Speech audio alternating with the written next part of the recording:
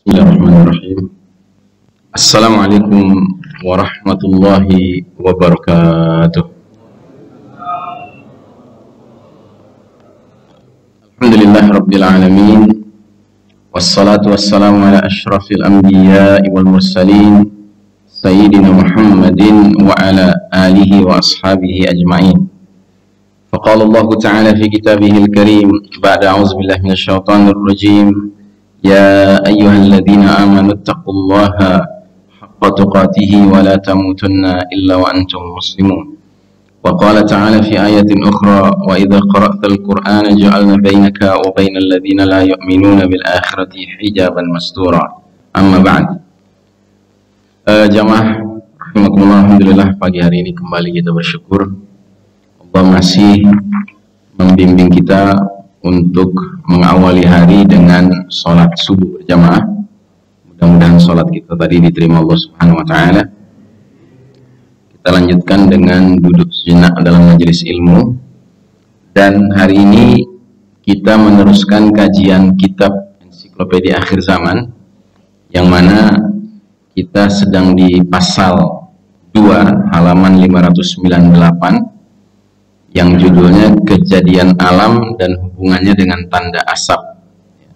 Tanda asap ini maksudnya dukhon, dan dukhon ini min alamatil kubra, satu dari 10 tanda-tanda besar kiamat, ya. Dan kita sudah memasukinya pada pertemuan terakhir, seingat saya kita sudah sampai halaman 602. Namun ada hal yang perlu kita garis bawahi kembali. Jadi di dalam bahasan ini, dalam bab atau sub pasal beberapa pendahuluan penting, itu dijelaskan oleh Syekh Mubayyad, penulis kitab ini, bahwasanya bentuk-bentuk hukuman dari Allah Subhanahu wa Ta'ala itu bisa mengambil beberapa macam atau beberapa cara, ya. Di sini disebutkan ada 4 istilah yang diangkat. Ada istilah hasiban. Hasiban itu yang dimaksud adalah batu-batu dari langit yang ditandai untuk sarana hukuman, dan bebatuan ini pernah menimpa kaum Lut. Jadi Allah mendatangkan hukuman berupa batu-batu berjatuhan dari langit, dan dia musawwamah. Musawwamah itu artinya sudah dikasih nama, ya. Batu yang ini untuk siapa, batu yang ini untuk siapa, ya kan? Jadi tertentu, ya. Jadi dia bahkan lebih canggih daripada rudal bikinan manusia, ya. Rudal bikinan manusia masih bisa meleset, tapi kalau ini nggak bisa meleset, gitu. Makanya kalau kita pelajari kasus kaum Lut, Nabi Lut alaihissalam, keluarganya dan yang beriman bersamanya selamat, ya, tidak terkena sambitan-sambitan batu itu. Tapi ada yang bersama beliau ikut juga mengungsi, ya, kena juga, yaitu siapa? Istrinya sendiri, begitu. Karena waktu malaikat datang memberi peringatan, malaikat mengatakan kepada Nabi Lut alaihissalam, hendaknya kalian meninggalkan wilayah ini sebelum subuh, ya. Alaysa subha biqarib, bukankah subuh sudah dekat? Jadi syaratnya 2, harus mengungsi sebelum subuh, dan syarat kedua tidak boleh nengok ke belakang, ya. Nah, maka Nabi Lut alaihissalam membawa keluarganya, membawa pengikutnya dari kalangan orang beriman untuk melakukan 2 hal itu, ya, mengungsi sebelum subuh, meninggalkan Sodom dan Gomorrah sebelum subuh, dan yang kedua tidak nengok ke belakang. Tapi istrinya nengok ke belakang, ya. Dan istrinya termasuk yang kena salah satu kiriman batu-batu yang sudah ditandai, yang sudah diberi nama, ya. Nah, ini para ulama ketika mengkaji kasus ini menyimpulkan bahwa istrinya Nabi Lut alaihissalam termasuk yang kena, padahal istrinya tidak terlibat dalam perilaku seksual menyimpang itu, nggak terlibat, ya, nggak terlibat lesbian. Lesbian itu perempuan dengan perempuan, ya. Kalau terlibat gay nggak mungkin lah, dia kan bukan laki-laki, ya kan. Nah, jadi kenapa kok dia termasuk yang terkena juga? Karena istri Nabi Lut alaihissalam sekalipun tidak terlibat dalam perilaku menyimpang itu, tetapi mengambil sikap netral, ya. Jadi mengecam tidak, ya, terlibat tidak, tapi mengecam juga tidak, ya. Nah, ini kan satu pelajaran penting buat kita, ya. Kesimpulannya apa? Kalau ini terjadi lagi di zaman kapanpun, di negeri manapun, kita tidak boleh mengambil sikap seperti istrinya Nabi Lut. Jadi sok-sok netral gitu, ya. Sok-sok manusiawi, mengatakan ya mereka juga manusia, kita perlu lindungi mereka, mereka punya hak hidup dalam negara demokrasi, misalnya begitu, ya. Ini tidak dibenarkan. Sebab sudah terbukti seorang istri Nabi sekalipun karena salah memasang sikap terhadap kemungkaran yang kelasnya bukan kelas ringan, ya, maka sudah mengungsi pun, sudah menjalankan apa yang diarahkan oleh malaikat, ya kan. Cuman satu kesalahannya, dia nengok ke belakang. Begitu nengok ke belakang, salah satu dari bebatuan tadi yang jatuh dari langit itu yang sudah ditandai, ya, mengenai dirinya sampai, ya, dia pun mati karena azab tersebut. Nah, itu bentuk pertama, hasiban. Yang kedua ada soyhah. Yang dimaksud dengan lafal ini menurut pendapat yang paling kuat adalah suara keras, suara mengguntur, ya, yang berasal dari malaikat Jibril alaihissalam atau salah satu malaikat lainnya, yang suara itu sedemikian kerasnya bisa memutuskan urat dan pembuluh darah, ya. Jadi jangan disangka, Pak, suara keras pun bisa menjadi sarana hukuman Allah subhanahu wa ta'ala, ya. Arti lain dari as-sayhah, tiupan penyebab mati, penghabisan, atau tiupan sangkakala ketika hari kiamat tiba. Suara keras ini, sayhah ini, pernah menimpa kaum Samud dan penduduk negeri Ashabul Qaryah, ya. Terus yang ketiga al-gharqu. Al-gharqu itu penenggelaman. Jadi ini bentuk siksaan yang pernah menimpa kaum Nabi Nuh alaihissalam saat banjir bandang, dan juga yang menimpa Fir'aun di tengah lautan. Jadi ditenggelamkan. Jadi tenggelamkan karena datangnya air dalam jumlah yang besar sehingga manusia tidak bisa menyelamatkan diri, ya. Ini juga kasusnya ada anggota keluarga Nabi yang tidak terselamatkan. Siapa itu? Putra kandungnya Nabiullah Nuh alaihissalam, yang tatkala sedang gelagapan berenang begitu, ya kan, itu bahteranya Nabi Nuh lewat, dan Nabi Nuh alaihissalam sebagai seorang ayah punya rasa kasihan sama anaknya, kan. Dia panggil, ya bunayyar kam ma'ana, hai anakku, ayo naik bersama kami, gitu. Tetapi dengan sombongnya anaknya menjawab, ya, aku akan pergi ke atas gunung, yaksimuni minal ma', ya, gunung itu akan menyelamatkan aku dari air, ya. Dia pikir kalau dia bisa ke tempat yang tinggi, ke puncak gunung, aman. Maka Nabi Nuh alaihissalam menjawab, pada hari ini tidak ada yang bisa selamat kecuali yang mengikuti rahmat dan petunjuk Allah subhanahu wa ta'ala. Nah, anaknya tidak mau tahu. Anaknya merasa dia bisa mengandalkan fikirannya, ya. Dia merasa, ya kan, ini air yang penting kita lebih tinggi dari posisi air itu. Nah, dia merasa kalau pergi ke puncak gunung aman. Ternyata tidak, dia ikut tenggelam juga, ya. Nah, jadi nggak pandang Pak, nggak pandang mau keluarga Nabi kayak mau istri kayak anak kayak, ya kan. Tetapi kalau sudah salah sikap terhadap petunjuk Allah yang dikirim, diwahyukan lewat utusan-utusan Allah, ya, maka mereka pun akan terkena azab itu, ya, ketika Allah sudah memutuskan azab datang, ya. Lalu yang keempat ada lagi yang disebut dengan al-khasfu. Al-khasfu itu artinya pembenaman ke dalam bumi. Inilah siksaan yang ditimpakan Allah Ta'ala terhadap Qarun, ya. Qarun itu sebenarnya asalnya dia min Bani Israel. Dia termasuk kaumnya Nabi Musa alaihissalam. Dia bukan min ali Fir'aun, dia tidak termasuk pasukannya Fir'aun, ya. Dia min Bani Israel. Jadi kalau kita pelajari kisah Fir'aun dan Musa alaihissalam, Musa alaihissalam itu kasusnya kan unik.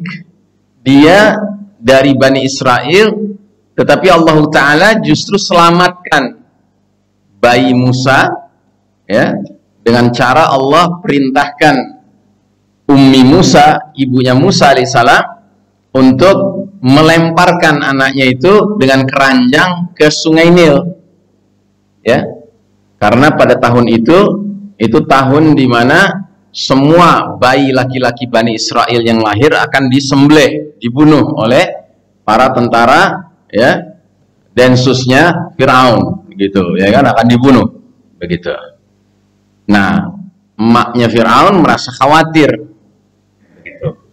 Ya, karena ini apa namanya, tentara-tentara Firaun ini masuk ke rumah-rumah dari Bani Israel. Nah, Bani Israel itu merupakan kaum yang dijadikan budak, kelas budak oleh, ya, kaum Firaun. Jadi Firaun itu kaum bangsawan lah istilahnya begitu, orang Mesir asli, merasa diri mereka yang paling berkuasa di Mesir karena asli orang Mesir, maka Bani Israel ini dijadikan kaum budak. Nah, jadi karena Firaun pernah bermimpi bahwa suatu ketika nanti akan ada seorang laki-laki pemuda dari kalangan Bani Israel yang menghancurkan kerajaannya, istananya, maka akhirnya dia mengeluarkan keputusan, pokoknya semua bayi laki-laki lahir dari Bani Israel mesti dibunuh, ya kan? Tapi qadarullah, bayi Musa alaihissalam setelah lahir, ya, Allah Ta'ala selamatkan dengan cara Allah perintahkan maknya lemparkan ke Sungai Nil, ya, dengan keranjang. Ini kalau kita pikir pakai logika, Pak, nggak masuk akal ini. Seorang ibu tega-teganya melempar anaknya yang baru dia lahirkan, ya, ke tengah sungai. Dan ini Sungai Nil ini sungai yang deras, Pak, bukan sungai yang tenang gitu. Tidak, ini sungai yang deras dan luas. Ini lebar, apa namanya, dan dalam kedalamannya. Tapi karena itu perintah Allah, dia. Dan yang lebih mengherankan lagi, menakjubkan lagi, yang mengambilnya siapa? Yang mengambil justru, ya, istri Firaun, ya, Asiyah radhiyallahu anha. Ya, Asiyah yang mengambilnya, dan langsung Allah tanamkan dalam hati Asiyah itu, ya, kecintaan kepada bayi ini. Ya. Dan Asiyah tahu ini bayi Bani Israel ini.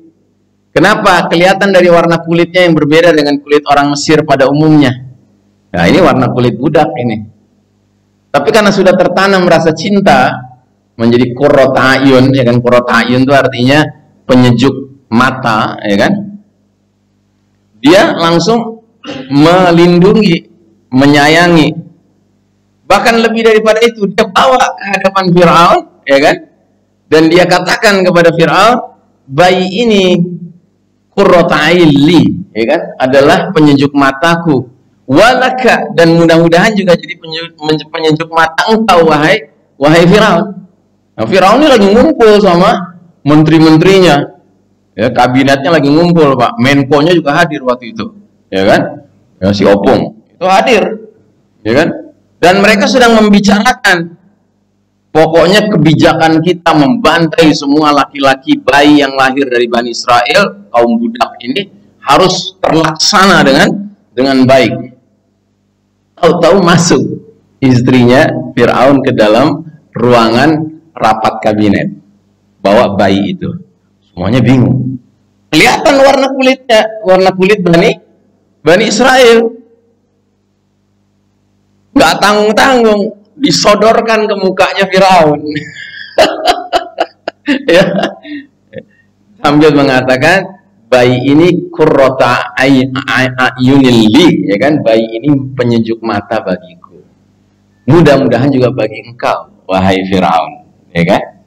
Dan Firaun begitu melihat, Allah tanamkan dalam hati Firaun juga perasaan suka dengan bayi itu, sehingga Firaun yang tadinya lagi mimpin rapat pembantaian bayi-bayi gitu kan, tiba-tiba tang ting gitu loh Pak, ya kan, mengherankan sekali. Semua menteri-menteri bingung, semua pimpinan jenderal-jenderal Densus segala pada bingung, ini kok jadi begini bos kita gitu kan.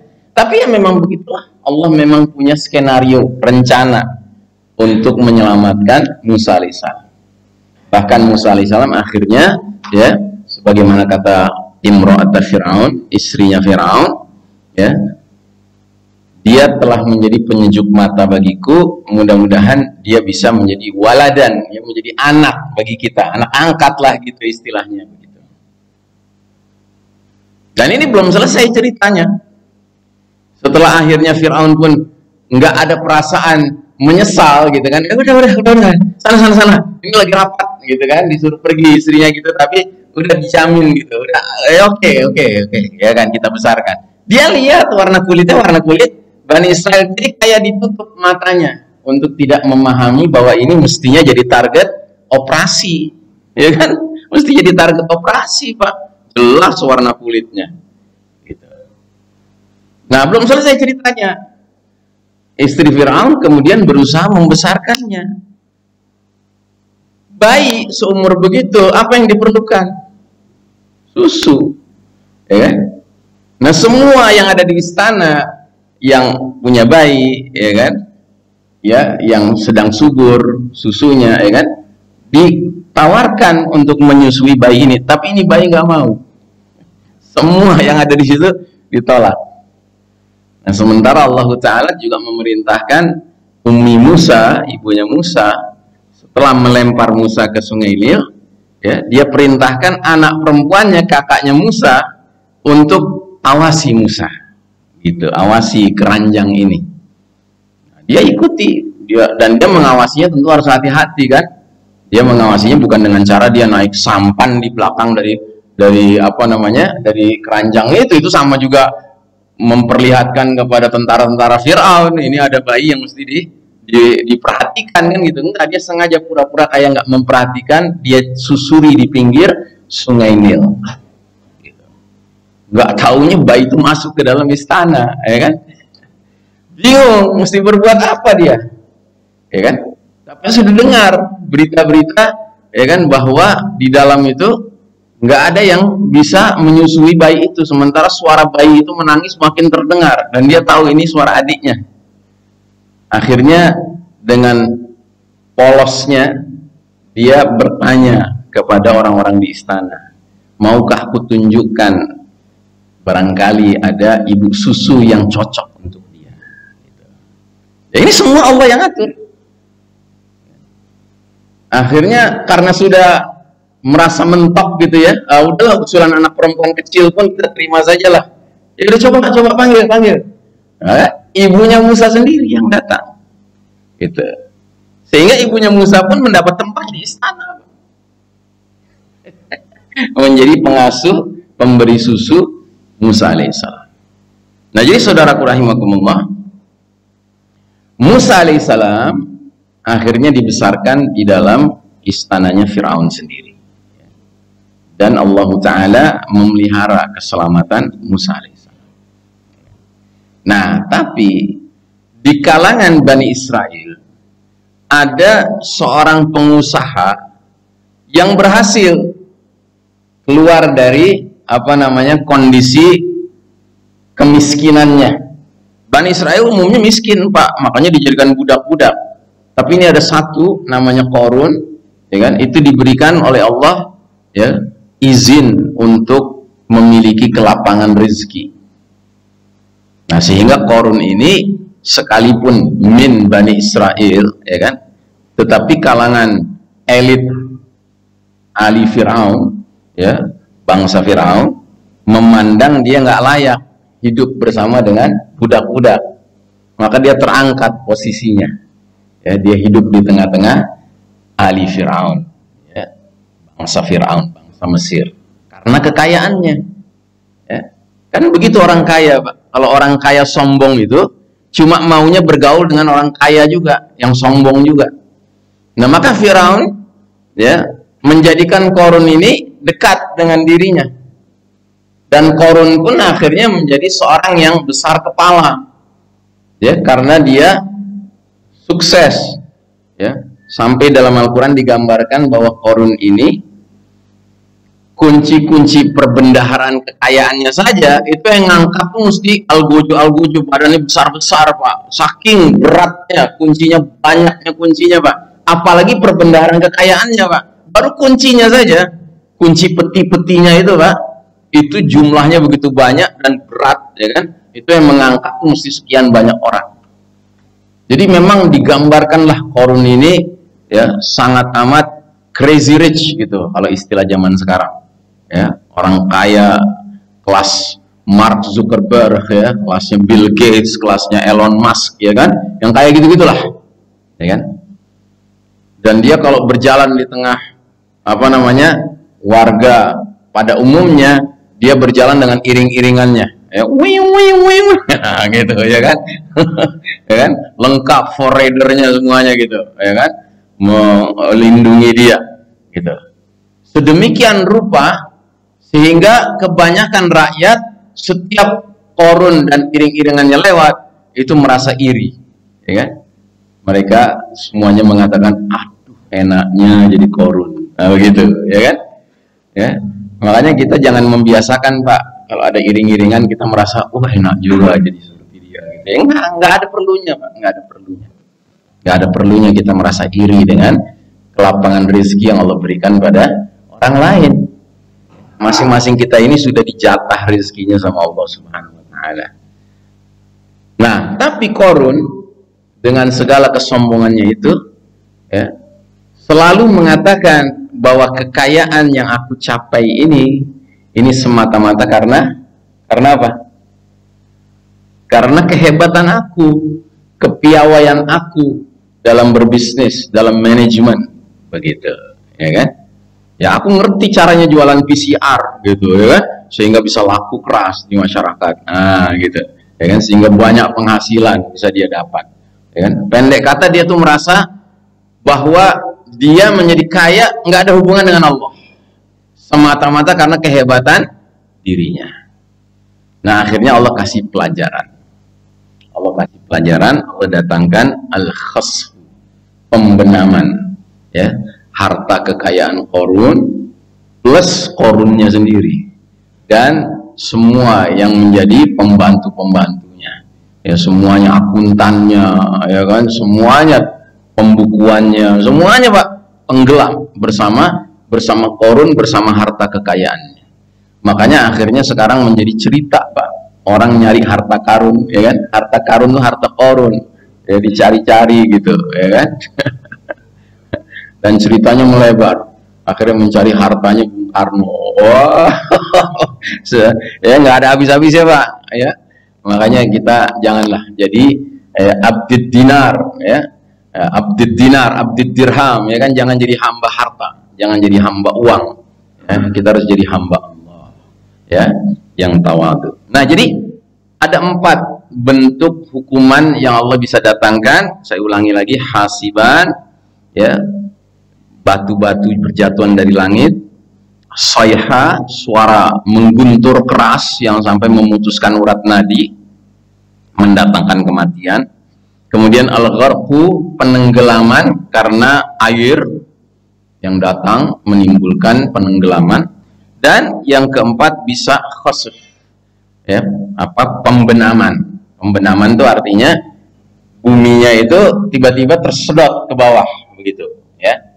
Nah, kalau dalam rangkaian asyro ayat, asyro alamatul kubro, 10 tanda-tanda besar kiamat, maka pembenaman ini ada 3, akan ada 3 pembenaman. Khasfun bil masyriq, pembenaman di sebelah timur, khasfun bil maghrib, pembenaman di sebelah barat, dan khasfun bi jaziratil Arab, pembenaman di semenanjung Arab. Dan khusus pembenaman di semenanjung Arab, menurut Syekh Mubayyad dan juga banyak ulama-ulama akhir zaman lainnya, mengatakan bahwa pembenaman di semenanjung Arab terjadinya antara Mekah dan Madinah. Dan ketika dia terjadi, seiring dengan kejadian pembenaman itu, ada pasukan yang dikirim dari arah Syam, ditugaskan untuk membunuh Al-Mahdi dan orang-orang yang membaiat Al-Mahdi di Ka'bah ya. Nah, maka ketika pembenaman di Jazirah Arab terjadi sekaligus membenamkan pasukan tersebut, ketika beritanya tersebar ke seluruh dunia, maka setiap muslim yang mengerti perkara ini menjadi sadar, oh, Amirul Mukminin fi akhir zaman, pemimpinnya orang beriman di akhir zaman yaitu Al-Mahdi sudah hadir. Dan itu berarti ada perintah dari Nabi untuk melakukan apa?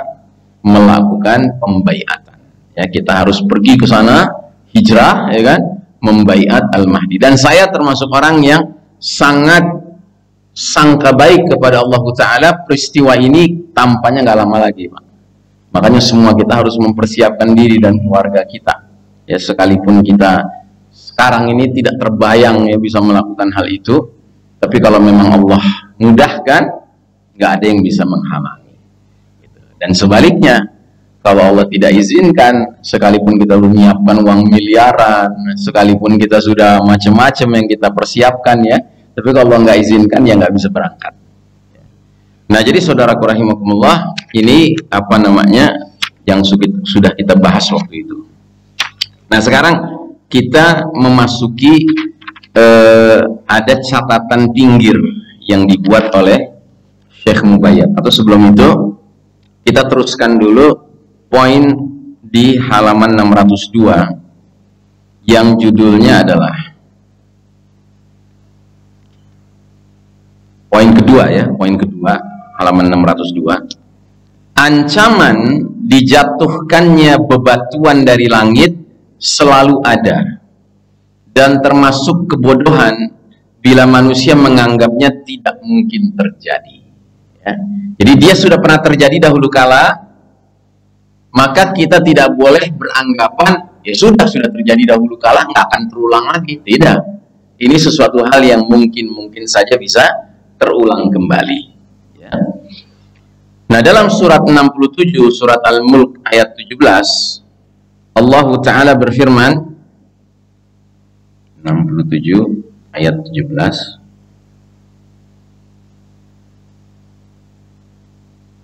Am amintum man fis samai ay yursila alaikum hasiba fasata'lamuna kaifa nadir. Atau sudah merasa amankah kalian terhadap Allah yang berkuasa di langit, bahwa Allah akan mengirimkan badai yang berbatu, maka kelak kalian akan tahu bagaimana akibat mendustakan peringatanku ya. Jadi ini apa ancaman dari Allah Subhanahu wa Ta'ala bahwa manusia tidak boleh merasa aman, Pak. Tidak boleh merasa aman akan ancaman kemungkinan datangnya hujan batu atau badai berbatu ya. Karena dahulu kala sudah terjadi. Dahulu kala dia menimpa kaum Nabi Lut ya.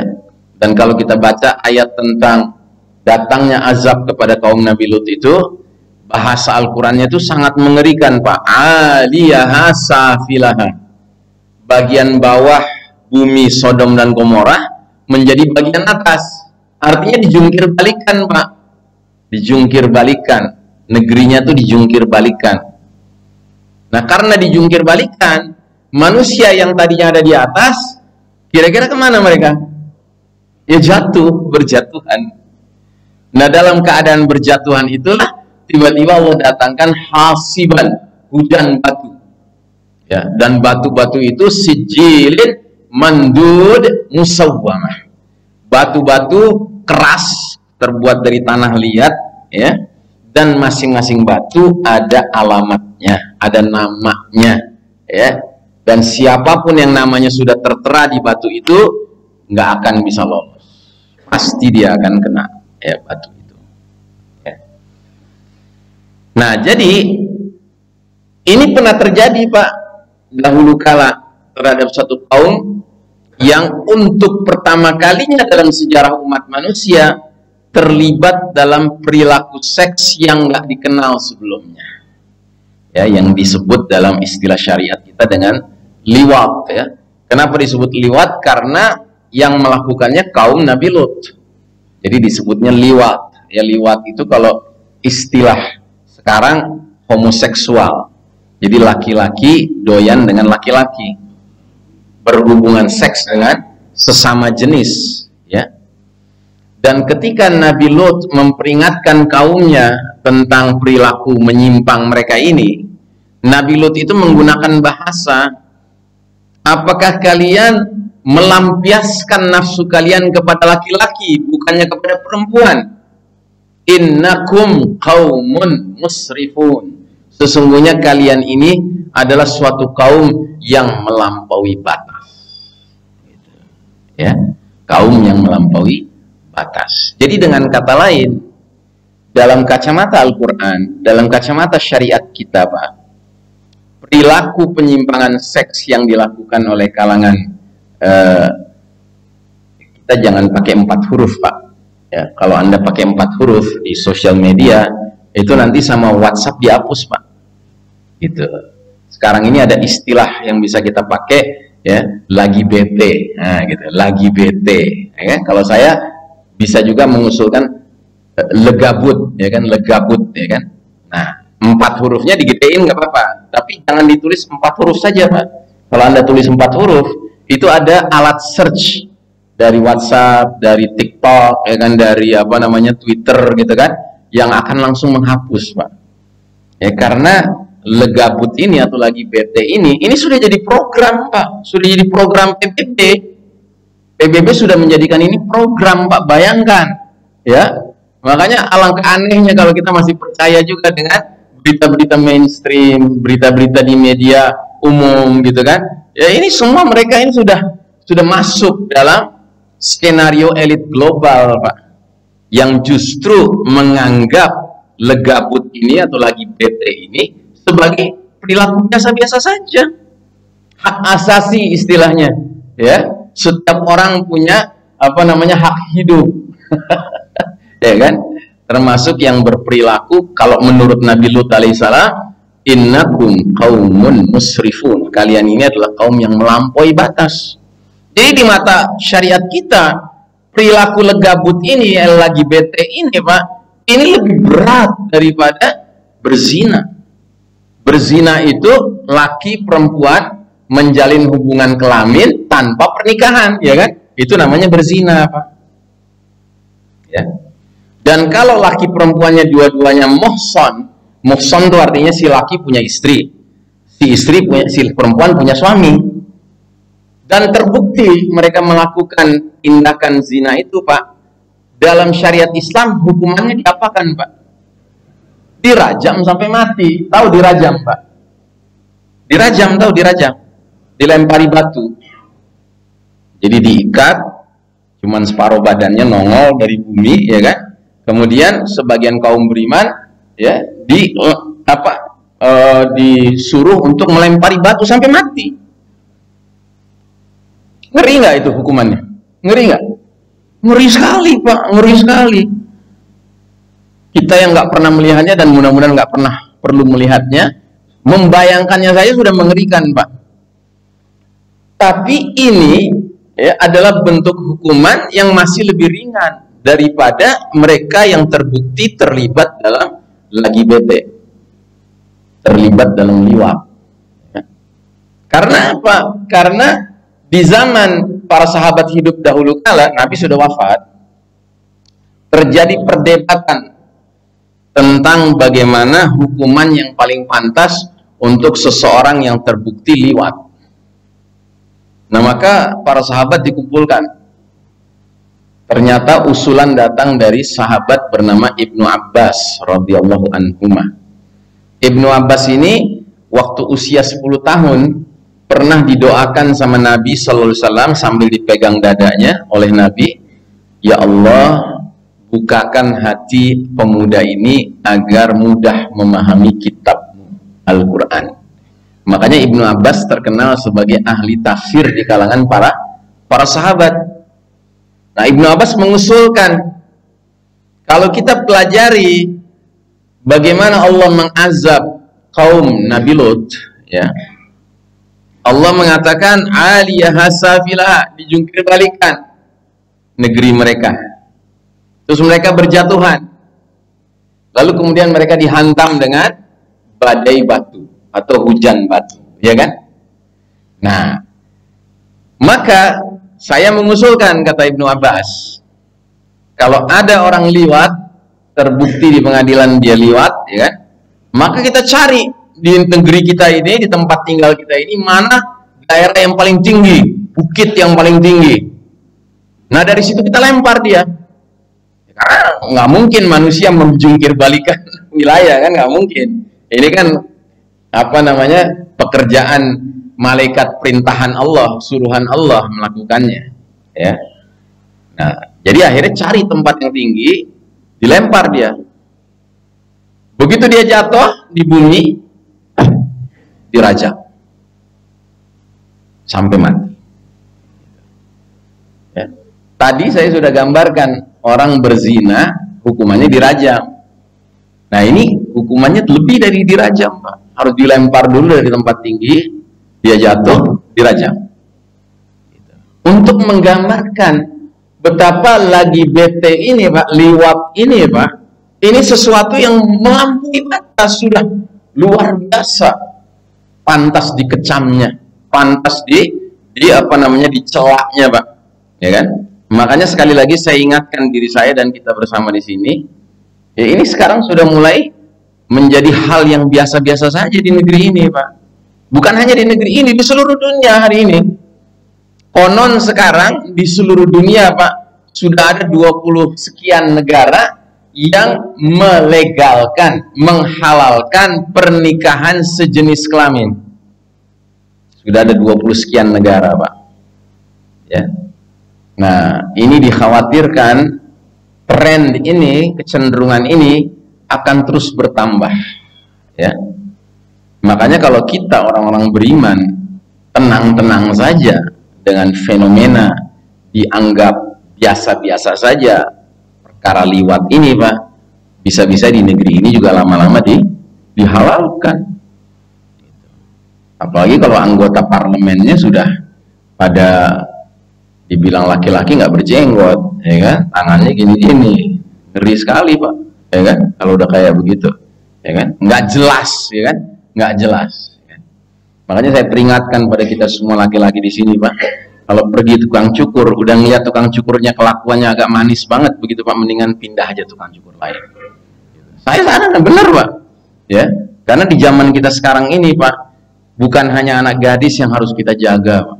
Anak laki-laki kita, remaja kita juga harus kita jaga, Pak, ya, karena ini sudah mengerikan sekali.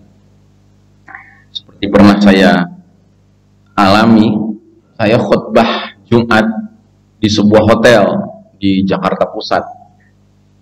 Nah, bulan Ramadan, Pak, bulan Ramadan. Habis khutbah Jumat datang seorang pemuda kira-kira 35 tahun. Dia jamaah sholat Jumat tadi. Nah, begitu dia datang, dia minta waktu ngobrol-ngobrol, terus dia puji-pujilah khutbah saya. Nah, setelah itu dia bilang, tapi saya punya masalah, Ustaz. Apa masalah kamu? Saya ini gay, katanya gitu. Saya langsung istighfar.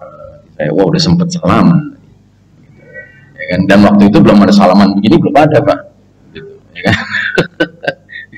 Ini udah sekian tahun lalu, Pak, kejadiannya. Terus saya dengarkan saja. saya punya masalah Pak Ustaz, saya ini gay. Tapi alhamdulillah saya gay yang alami katanya. Wah, bingung saya, gay yang alami apa ini gitu kan? Maksudnya apa? Saya bilang begitu. Ya maksud saya begini Pak Ustaz, setelah saya jadi gay, terus saya kenalan dengan gay lainnya, ternyata yang jadi gay itu banyak, dia bilang gitu. Dan dari aneka kalangan, ada gay yang sudah S1 sarjana, ada S2, ada yang doktor, ada yang profesor, dia bilang gitu.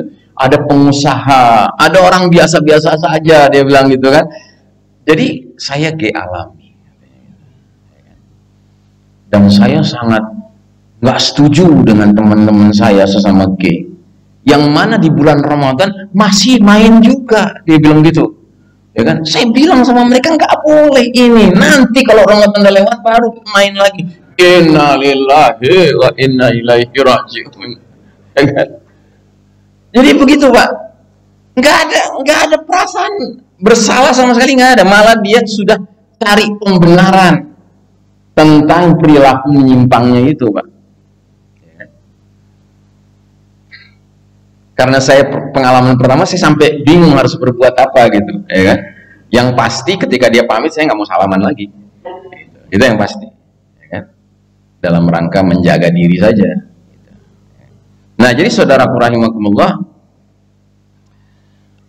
ancaman dijatuhkannya bebatuan dari langit selalu ada, dan adalah sikap orang bodoh kalau menyanggap itu nggak akan terjadi lagi. Bisa terjadi lagi Pak. Dulu ada seorang tokoh JIL, tahu JIL Pak? Ya, Jaringan Islam Liberal. Itu bahasa bagusnya Pak. Tapi kalau bahasa sebenarnya jaringan iblis laknatullah. Jadi ada tokoh JIL. Sekian belas tahun yang lalu dia ngomong.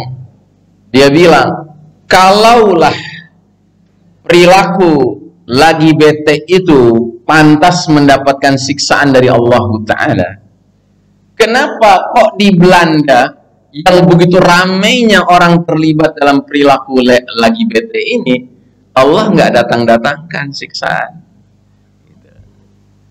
Jadi dia mengutarakan kalimat yang seolah-olah ingin mengatakan nggak ada hubungannya itu siksaan kepada kaum Nabi Lut dulu dengan perilaku liwat, nggak ada hubungannya. Gitu. Ya kan? Memang Allah pengen aja mengazab Sodom dan Gomorrah, gitu. Nggak ada hubungannya dengan liwat. Nah jadi berarti si tokoh JIL ini lupa dengan salah satu Asmaul Husna, nama-nama Allah yang sangat baik. Allah itu punya banyak nama-nama yang sangat baik, dan salah satunya adalah Allah itu As-Sabur, ya, yang maha apa? Yang maha sabar. Allah itu maha sabar, Pak. Kalau kita manusia, ini gampang nggak sabaran, Pak, kita. Kita kalau lihat ada kemungkaran, kita lihat ada kemaksiatan, kita lihat ada kezaliman, ya kan? Hati kita panas kan, ingin berbuat sesuatu, dan memang harus, mestinya begitu. Nggak boleh kita merasa tenang-tenang saja dan ridha apalagi terhadap kemungkaran, kemaksiatan, kezaliman, nggak boleh, Pak. Ya kan? Tinggal bagaimana kita melampiaskannya, kan? Jangan sampai melampaui batas, begitu. Nah, Allah Ta'ala itu beda dengan kita. Allah itu zat yang maha sempurna, sehingga salah satu sifat Allah atau nama Allah adalah As-Sabur, yang maha sabar. Artinya Allah lebih tahu dari kita tentang tingkat kerusakan masyarakat Belanda, ya kan? Allah lebih tahu. Tetapi Allah Ta'ala punya perhitungan sendiri. Kira-kira kapan nanti didatangkannya azab itu, ya kan? Itu Allah maha tahu. Jadi kita tidak perlu kehilangan keyakinan bahwasanya Allah maha melihat, Allah maha mendengar, Allah maha menimbang, dan Allah maha membalas, ya kan? Allah itu Muntaqim, yang maha membalas, maha pembalas, ya kan? Jadi nggak usah khawatir, Pak. Karenanya yang paling penting buat kita adalah bagaimana di lingkungan kita yang terdekat ini jangan kita toleransi terhadap perilaku seks menyimpang ini, Pak. Karena kalau sampai itu hadir di tengah lingkungan kita, ya Allah, bila-bila masa, kata orang Malaysia, bisa mendatangkan azab tadi, Pak. Bisa saja Allah datangkan. Dan kalau Allah sudah datangkan azab seperti itu, maka ayat inilah yang harus kita khawatirkan. Ayat 25 surat Al-Anfal. Ya. Ittaqu fitnatan la tusibanna allazina zalamu minkum khassah. Takutlah kalian akan azab yang Allah timpakan tidak hanya kepada orang-orang zalim di antara kalian saja. Ya kan? Kalau Allah sudah datangkan azab, kan Allah bisa saja mendatangkan azab yang kemudian menimpa siapapun, mau yang maksiat kek, yang mungkar kek, yang zalim kek, maupun yang soleh-soleh, ya kan? Bisa saja kena semua. Gitu. Dan ini yang harus kita waspadai, Pak. Makanya sebelum Allah memutuskan mendatangkan azab, kita harus memainkan peranan kita sebagai orang beriman. Dan orang beriman itu peranannya apa? Kuntum khaira ummatin ukhrijat linnasi ta'muruna bil ma'rufi wa tanhauna 'anil munkari wa tu'minuna billah. Kalian umat Islam adalah umat terbaik yang Allah sajikan untuk seluruh umat manusia lain. Tapi ada syaratnya, dipandang Allah sebagai umat terbaik. Syaratnya 3. 1, kalian selalu perintahkan yang ma'ruf, yang baik, yang benar. Tanhauna 'anil munkar, kalian senantiasa mencegah kemungkaran. Dan yang ketiga, wa tu'minuna billah, dan kalian senantiasa beriman kepada Allah Subhanahu wa taala. Nah, jadi saudaraku rahimakumullah, agar ini tidak terjadi di lingkungan kita, maka setiap ada tanda-tanda gejala-gejala hal seperti itu berkembang, Pak, ya, kita harus segera melakukan tindakan nahi mungkar sejauh kemampuan kita, ya, karena ini ibaratnya membiarkan sial datang, Pak, ke tengah-tengah kita. Jangankan perilaku lagi bete, liwat, ya kan, yang sudah dikategorikan oleh Nabi Lut sebagai musrifun, kaum yang melampaui batas. Zina saja itu harus ditutup celahnya, Pak. Makanya ayat tentang larangan zina tidak berbunyi wala taznu, jangan berzina, tetapi wala taqrabuz zina, jangan dekati zina. Ya. Saya teringat beberapa waktu lalu saya pernah ngisi pengajian di sebuah perumahan. Ya. Bagus masjidnya, Pak. Ya, dan jamaahnya juga Masya Allah, artinya bergairah sekali dalam mengikuti taklim begitu ya. Tapi ketika saya ngobrol dengan salah seorang jamaah sekaligus warga di perumahan itu, dia punya keluhan. Keluhan dia adalah hanya berapa puluh meter dari masjid itu ada sebuah rumah, ya kan? Yang rumah ini menjadi tempat perempuan-perempuan gak jelas itu gonta-ganti tinggal di situ, Pak. Ya. Dan mereka penampilannya penampilan rok pendek, ya kan? Dan setiap malam Minggu atau malam Sabtu itu banyak mobil parkir di situ. Yang datang laki-laki semua. Kira-kira apa coba? Ya kan? Kalau kita berpikir akal waras, ini pasti sesuatu yang nggak beres terjadi di situ kan. Gitu. Maka saya nasihati mereka, kalian apalagi sebagai pemakmur masjid ini nggak boleh merasa tentram dengan hadirnya fenomena seperti ini. Ini mesti disingkirkan, saya bilang gitu. Ya, ini bukan urusan hak asasi, Pak. Ini urusan memastikan lingkungan kita tidak kedatangan azab dari Allah Subhanahu Wa Taala. Apa gunanya kita bisa memakmurkan masjid, tapi di dekat masjid kita cuma berapa puluh meter ada sarang maksiat, nauzubillah min dzalik. Ya, kita tidak boleh, Pak, punya perasaan tenang-tenang saja melihat kejadian seperti itu. Ah, yang penting gua nggak terlibat, yang penting anak-anak gua nggak terlibat. Nggak bisa begitu, Pak. Ya, kenapa? Karena kita sudah menyatakan diri kita sebagai bagian dari umat Nabi Muhammad SAW. Sedangkan umat Nabi Muhammad digambarkan Al-Quran sebagai kuntum khaira ummatin ukhrijat linnas. Kalian ini sebaik-baiknya manusia yang Allah hadirkan di tengah-tengah umat manusia lainnya. Tapi ada syaratnya.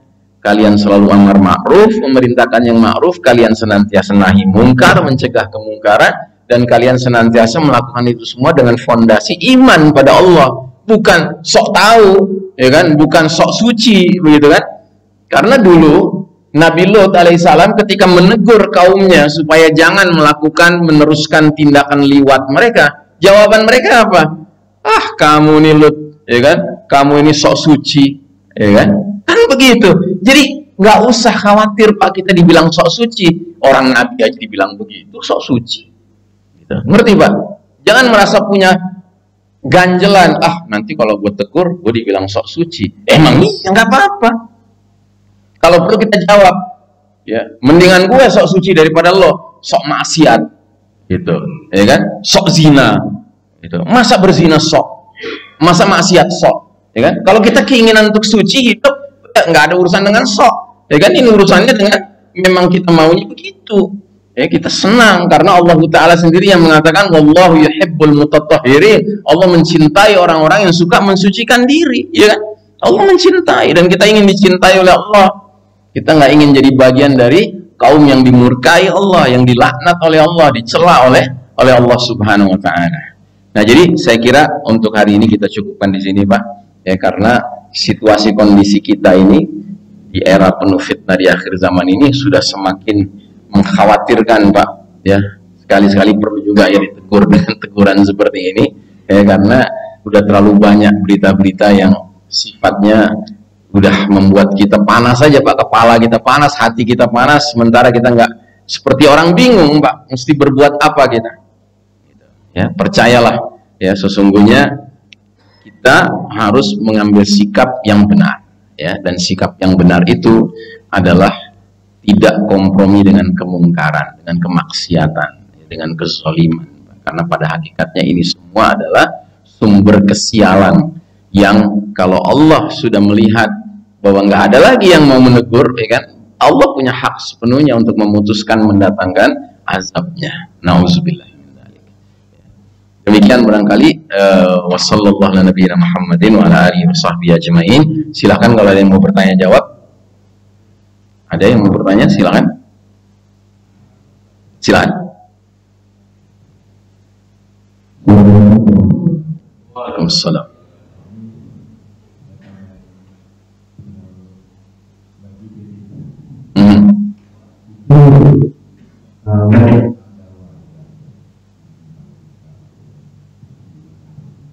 Terindikasi.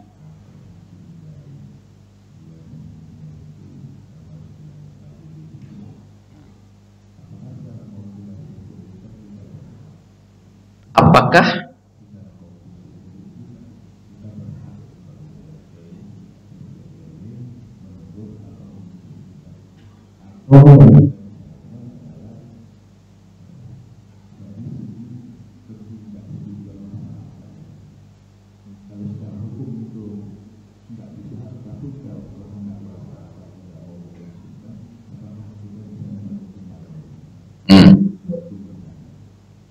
ya, jadi saya berpendapat dengan fakta bahwa kita hidup di satu wilayah yang tidak atau belum memberlakukan hukum Allah, kan? Tapi kan hukum manusia ini yang berlaku sekarang ini kan. Maka cara yang terbaik adalah kita harus musyawarah Pak dengan kalangan masyarakat setempat, terutama dengan pemuka-pemuka, orang-orang yang dihormati, orang-orang yang berilmu, begitu kan, untuk mencari pemecahan terbaiknya bagaimana. Karena sejujurnya Pak, harus ada yang kita lakukan, nggak boleh kita diam saja. Tetapi juga kita tidak mau melakukan hal-hal yang bisa menyebabkan kita sendiri kena delik ya Pak ya. Nah kita nggak mau kan, kita nggak mau cari gara-gara kan. Ya kan, kita ciri orang beriman itu bukan orang yang ingin cari gara-gara, tidak. Cuman kita ingin satu permasalahan itu ada penyelesaiannya. Gitu. Nah maka jalan terbaik adalah musyawarah. Jika hasil musyawarah memutuskan, ya kita harus membuat wilayah kita ini bersih. Yang berarti apa? Nggak ada kompromi, ini orang harus pergi dari sini. Ya, pilihannya cuma dua, atau dia pergi dari sini atau dia tobat. Gitu. Dia merubah perilakunya, dia tidak lagi menunjukkan indikasi-indikasi yang kita khawatirkan itu. Gitu. Nah, kalau dia bisa memilih untuk merubah perilakunya, taubat, ya kan? Maka nggak ada masalah kan? Welcome kan di wilayah kita gitu. Tapi kalau sudah kita tegur, ternyata dia jangankan berhenti, jangankan taubat, malah cari mangsa, cari korban, ya kan? Wah, yang kayak begini kan nggak bisa dibiarkan. Begitu. Nah, makanya yang terbaik adalah ajak musyawarah, Pak. Kalangan yang apa namanya faham, yang berilmu, yang berwibawa, ya kan. Kalau perlu, ya kan, datangkan orang yang memang spesialis dalam masalah itu, ya kan, untuk jadi tempat berkonsultasi, gitu. Karena sejujurnya, Pak, dibiarkan bisa jadi penyakit, bahkan bisa mendatangkan kesialan yang tadi kita bicarakan, bahkan murka Allah bisa datang kepada wilayah kita. Tetapi kalau kita tindak begitu saja, ya kan, juga kita akan berhadapan dengan mereka-mereka yang merasa punya wewenang yang lebih tinggi, dan mereka akan selalu, ya, berlindung di balik apa yang umumnya sekarang berlaku. Yang berlaku sekarang kan hak asasi, ya kan, setiap orang punya hak masing-masing, ya kan, untuk nyentrik, untuk aneh sendiri, gitu, ya kan. Ya inilah zaman penuh fitnah itu, Pak. Makanya di satu sisi kita harus menjadi umat yang faham Quran, faham sunnah, supaya kita tetap ngerti batasnya apa. Batas kita bisa mentolerir kehadiran orang seaneh apapun, itu harus ada batasnya, Pak. Kalau nggak ada batasnya, ya kan, akhirnya kita kebobolan, kebablasan nanti di tengah masyarakat kita, ya. Dan memang sifatnya apa namanya pendosa, kalau memang seseorang sudah masuk dalam kelas pendosa, Pak, itu sifatnya adalah ingin menularkan. Nggak ada ceritanya pendosa itu ingin berdosa sendirian, itu nggak ada, Pak. Kenapa? Karena dia bisa berdosa saja, itu gara-gara siapa? Gara-gara iblis dan anak buahnya. Sedangkan iblis sudah berbulat tekad di hadapan Allah Ta'ala, ya Allah, jangan buru-buru aku dihukum deh, kasih aku waktu dulu, gitu, ya kan, kasih aku penundaan. Kata Allah, oke, aku kasih penundaan sampai mereka dibangkitkan nanti. Nah begitu dikasih penundaan, apa kata dia? Ya, karena engkau sudah memvonis aku sesat, aku akan menyesatkan mereka nih, manusia ini, ya, dari depan, dari belakang, dari kiri, dari kanan, ya kan. Engkau tidak akan temukan kebanyakan mereka mau bersyukur, mau taat kepada engkau. Jadi iblis sudah berbulat tekad begitu, Pak. Berarti anak buahnya iblis juga akan begitu perilakunya. Dan manusia-manusia yang akhirnya mengikuti bisikan syaitan, ya kan, juga akan berperilaku begitu. Nggak ada ceritanya, Pak, pendosa itu mau berdosa sendirian, nggak ada. Ya, iya, kayak Yahudi itu kan al-maghdubi alaihim, golongan yang dimurkai Allah. Memangnya Anda pikir mereka mau dimurkai Allah sendirian? Oh, mereka ajak orang lain, termasuk kaum muslimin diajak jadi Yahudi, jadi berperilaku Yahudi, gitu. Supaya apa? Supaya dimurkai Allah juga. Kaum Nasrani, mereka itu ad-dhalin, yang tersesat, kata surat Al-Fatihah. Ya, kalaulah Nasrani itu tersesat, terus mereka sesat sendirian, urusan mereka. Cuma yang jadi masalah, mereka ingin orang lain juga ikut tersesat sebagaimana mereka tersesat, gitu. Sehingga mereka ajak lagi umat Islam untuk juga berpikiran bahwasanya, ya, apa namanya, Tuhan itu tiga, ya kan, ada anak Tuhan, ada kultus-kultus, ya kan, yang harus diagungkan di kalangan para, apa namanya, orang-orang alim tubuh umat Islam ini, kan begitu, selalu begitu, Pak. Makanya alhamdulillah pertanyaan Bapak ini muncul, ya harus dimusyawarahkan, ya, bagaimana jalan yang terbaik supaya di satu sisi, ya, masyarakat kita ini masyarakat yang tetap diridhoi Allah, bersih dari berbagai kemaksiatan, perzinahan, kemungkaran, kezoliman. Tapi di lain sisi dalam upaya kita memperbaikinya atau nahi mungkarnya tidak menimbulkan kemungkaran yang lebih besar lagi. Itu sangat penting diperhatikan, Pak. Karena kalau tidak bisa, apa namanya, kita jadi masyarakat yang penuh dengan keributan terus, Pak. Tapi nggak boleh dibiarkan. Wallahu a'lam bishawab. Silakan, mungkin ada pertanyaan, ya.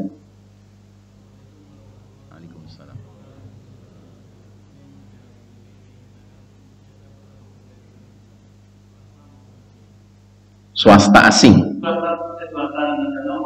Oh, oke. Ya, ya.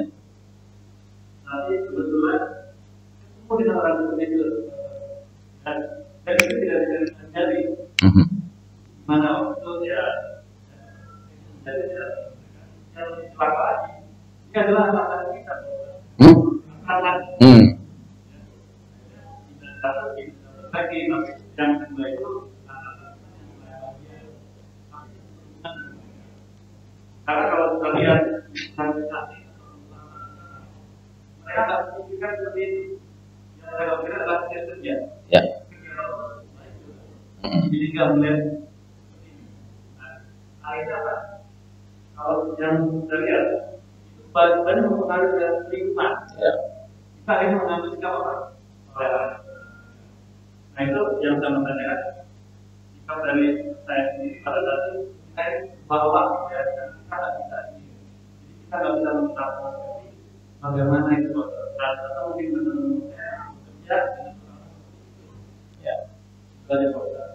Ya, jadi sebelum kita memikirkan teman-teman kerja kita yang terpengaruh oleh dia, gitu kan, yang paling penting yang pertama kali kita harus pikirkan diri kita sendiri, ya kan?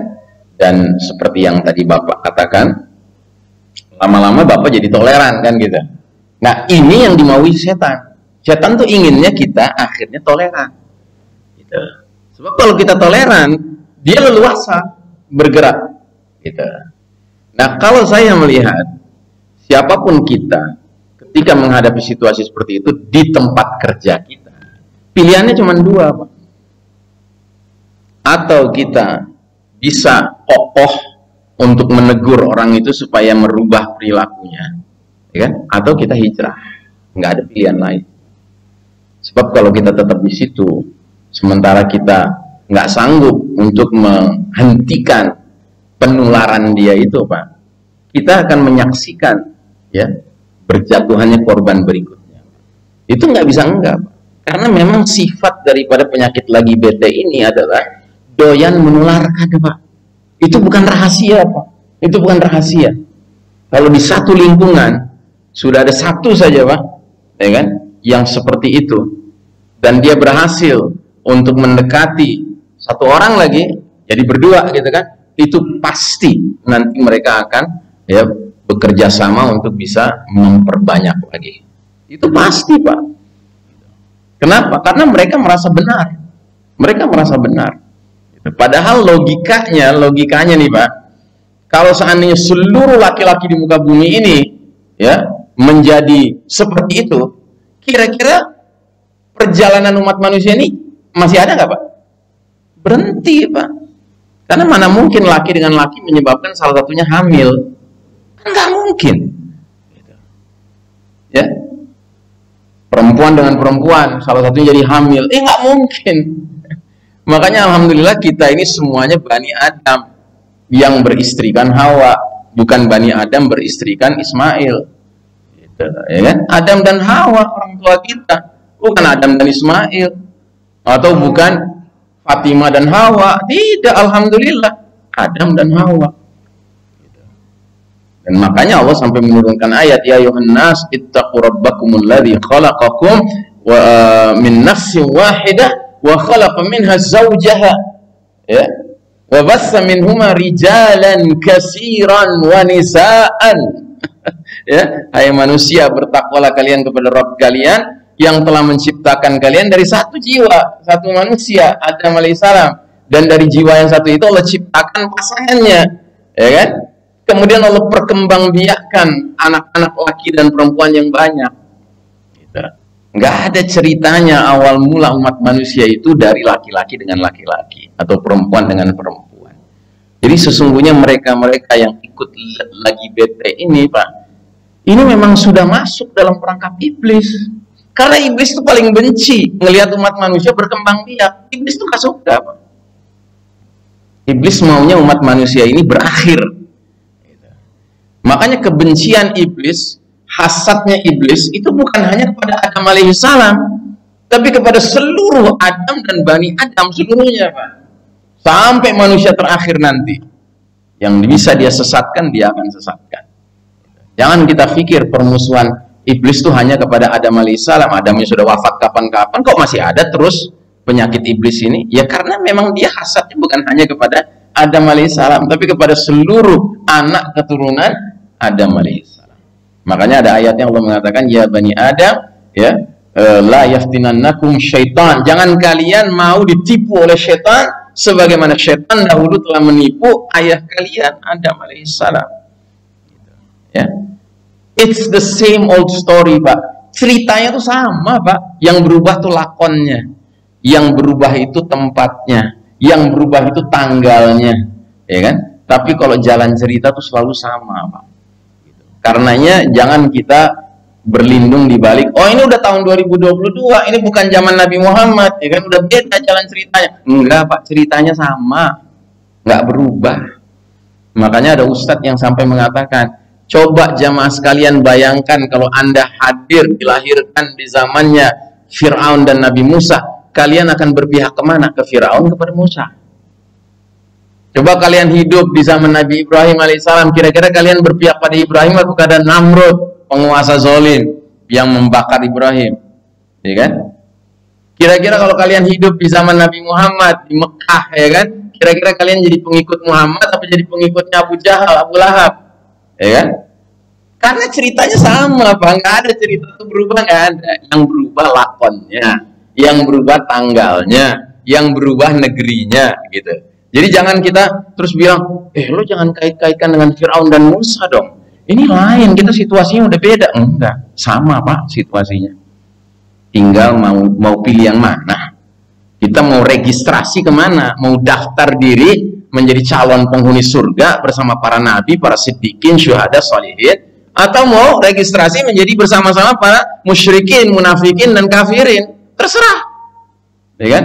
Faman sya'a falyu'min wa man sya'a falyakfur. Ya, siapa yang ingin beriman silakan beriman, siapa yang ingin kafir silakan kafir, kata Allah, ya kan? Tapi jangan paksain. Jangan pengen beriman terus nggak pengen masuk surga, sok-sok nggak perlu surga. Enggak. Kalau memang udah beriman pasti dikasih surga sama Allah. Sebagaimana jangan mau pilih kafir tapi mau masuk surga, nggak mungkin, ngimpi itu. Kalau milih kafir yang neraka tempat tinggalnya, bersama siapa? Bersama iblis, musuh kita, setan. Ya, jadi saya justru garis bawahi kata-kata Bapak sendiri yang mengatakan lama-lama jadi toleran, ya kan? Nah, toleran itulah yang dikehendaki oleh setan, ya. Toleran itu. Iya betul, memang iya. Dan disitulah ya menunjukkan betapa memang posisi di dalam struktur ya bekerja itu sangat amat berpengaruh kepada siapapun yang bekerja di situ. Gitu, ya. Maka hanya jiwa-jiwa yang merdeka lah yang bisa tetap mengatakan tidak kepada atasannya ketika menyuruh dia melakukan kemaksiatan, kemungkaran, kezaliman. Tapi kalau jiwanya jiwa birokrat, ya kan, jiwa ABS asal bapak senang, gitu kan, ya kan, disuruh sama atasannya apapun, ya kan, oh sami'na wa ta'na, kami dengar kami taat, gitu, ya. Nggak ada ceritanya orang beriman begitu. Orang beriman itu cuma mau mengatakan kami dengar, oh sesuai ayat hadis, oke kami taat. Kami dengar, oh nggak sesuai ayat hadis, maaf saya nggak taat sama kamu. Karena tekan kontrak saya bukan dengan kamu, hidup mati saya, tapi dengan Allah. Begitu, ya. Baik, jamaah sekalian rahimakumullah, mudah-mudahan apa yang kita pelajari hari ini menjadi ilmu bermanfaat dunia akhirat, dan mudah-mudahan melindungi diri kita, keluarga kita dari berbagai kemaksiatan, kemungkaran, kezaliman yang makin hari makin mengkhawatirkan ini. Ya, kita tutup dengan doa kifaratul majlis. Subhanakallahumma wa bihamdika asyhadu an la ilaha illa anta astaghfiruka wa atubu ilaik. Walhamdulillah rabbil alamin. Wassalamualaikum warahmatullahi wabarakatuh.